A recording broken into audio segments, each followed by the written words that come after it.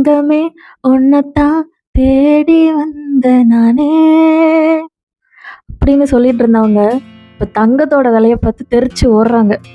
ஒரு கிராமோட ப்ரைஸே அவ்வளோ அதிகமாக இருக்குது. ஒரு மிடில் கிளாஸ் பீப்புள் இவ்வளோ செலவு பண்ணி வாங்க இப்போ ரொம்பவே யோசிக்கிறாங்க. நிறைய பேர்த்துக்கு ஹார்ட் அட்டாக்கே வர அளவு இருக்குது.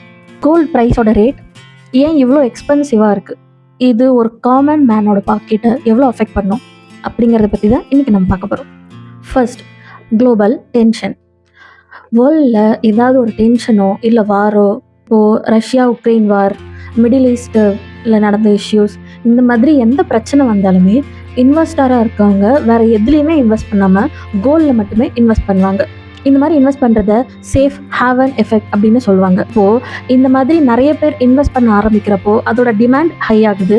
டிமாண்ட் ஹை ஆகுறப்போ அதோட ப்ரைஸும் கண்டிப்பாக ஹை ஆகும்.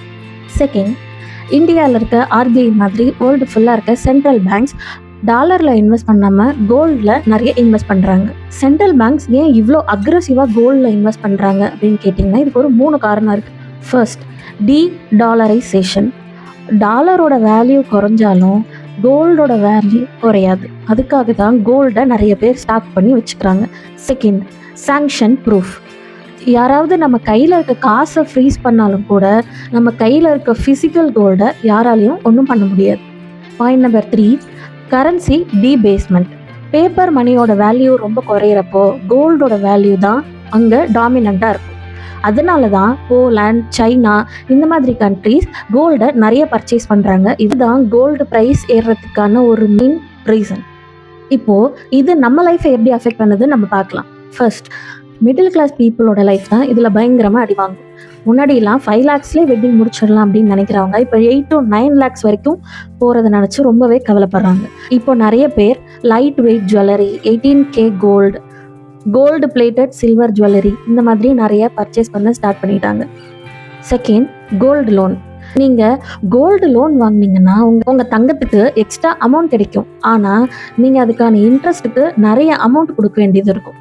தேர்ட், ஸ்டாக்கில் ரிஸ்க் எடுக்க பயப்படுறவங்க இப்போது டிஜி கோல்டு ETFs மூலயமா நிறைய இன்வெஸ்ட் பண்ண ஸ்டார்ட் பண்ணிட்டாங்க.